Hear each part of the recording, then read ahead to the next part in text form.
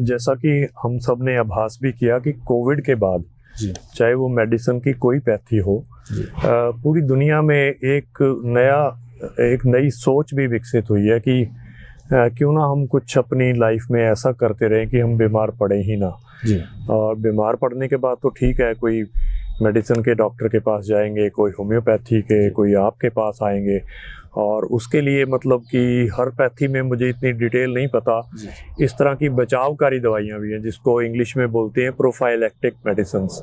दूसरी तो इलाजकारी तो हो गई थेरेपौटिक। तो प्रोफाइलेक्टिक का मतलब ये है कि आपकी इम्यूनिटी ऐसी बन जाए कि आप छोटी मोटी इन्फेक्शन से आपका शरीर खुद लड़ने में सक्षम हो। तो मुझे लगता है कि इलेक्ट्रो होम्योपैथी, क्योंकि इस प्रकार की साइंस है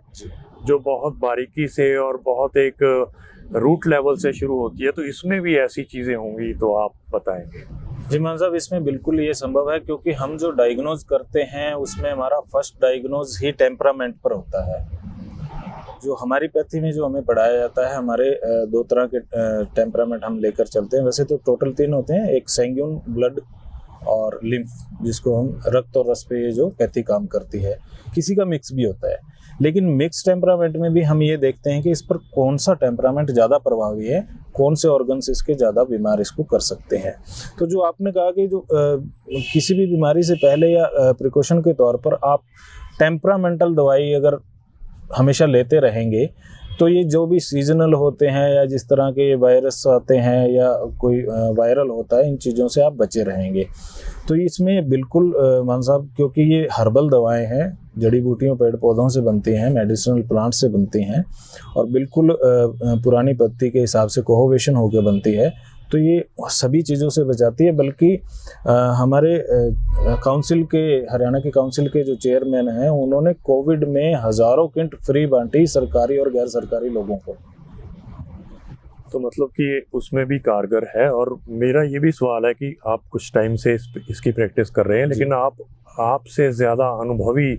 लोगों से आपका जो है मीटिंग्स होती हैं, सेमिनार्स होते हैं, तो आम तौर पे अपने यहाँ जो भी चल रहा है, जैसे खांसी जुकाम चल रहा है, आजकल डेंगू चल रहा है,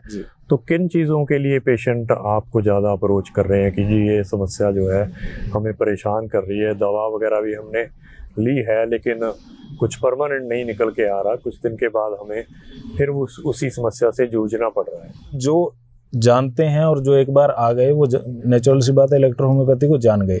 फिर वो आपकी रूटीन की जो वायरल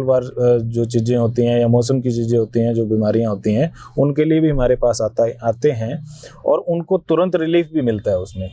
मतलब इसमें एक चीज़ मैं ये क्लियर करना चाहूँगा कि मॉडर्न साइंस की दवाइयाँ जितनी जल्दी आपको रिलीफ देती हैं, उससे भी ज़्यादा जल्दी ये दवाइयाँ आपको रिलीफ दे देती हैं। कि अक्सर सब जगह से आदमी जब निराश हो जाता है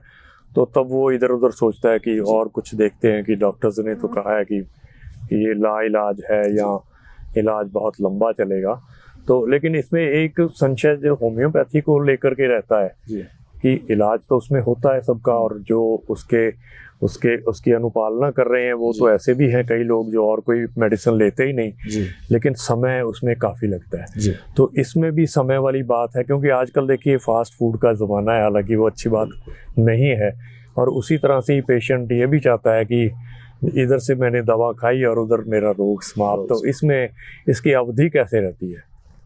जी मान साहब, मैंने वही क्लियर करने की कोशिश की कि जो सीजनल और वायरल वाली चीज़ें हैं, उसमें तो आपको मॉडर्न साइंस की दवाइयों जितना जल्दी या उससे भी ज़्यादा जल्दी रिलीफ मिल जाता है। अब डिपेंड करता है कि उस व्यक्ति की रेजिस्टेंस पावर कैसी है, उसकी सेल्फ इम्यूनिटी कैसी है, तो उसका वो ट्रीटमेंट जो है किसी का 5 दिन का, 7 दिन का, 10 दिन का, कितना भी हो सकता है, लेकिन रिलीफ आपको तुरंत प्रभाव से इन चीज़ों में मिल जाता है। और सभी बीमारियों में ही बल्कि रिलीफ बहुत जल्दी मिलता है। इसमें तो जो आपका सवाल वाजिब है, होम्योपैथी में भी कहा जाता है, आयुर्वेद में भी कहा जाता है कि रिलीफ थोड़ा टाइम से लगा के मिलता है, बीमारी के और होने में बहुत ज़्यादा समय लगता है, तो वो चीज़ें इस पैथी में मान साहब लागू नहीं होती। तो ये इसकी विशेषता भी है कि ये क्विक रिलीफ के लिए भी कारगर है। और कई दफ़ा शायद आपसे कई पेशेंट पूछ भी लेते होंगे कि स्टेरॉइड्स का मिसयूज़ बहुत जगह होता है,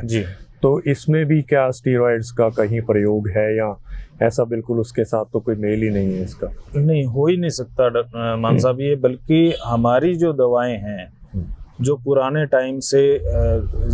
किसी भी रूप में किसी भी डिसीज के लिए पेशेंट्स जो स्टीरॉइड ले रहे हैं, या कुछ पेशेंट्स ऐसे भी होते हैं उनको पता ही नहीं होता बेचारों को कि ये स्टीरॉइड है और इसका दुष्प्रभाव क्या है। तो हमारी दवाएं जो हैं पूरे जो है हर्बल हैं, 114 मेडिसिनल प्लांट हैं, उनसे पुरानी पत्ती के द्वारा उनको कोहेशन करके उनकी दवाई बनाई जाती है। तो ये टोटली हर्बल है। एक तो इसका कोई साइड इफ़ेक्ट नहीं, दूसरा अन्य किसी दवाई के साथ ये रिएक्शन नहीं करेंगी, तीसरा आपने पुराने टाइम से जितना भी स्टेरॉइड में कहूँगा जितना जहर खाया है किसी भी किस्म का दवाइयों के रूप में, उसको ये नियर बाई ऑर्गन के थ्रू बाहर कर देती हैं।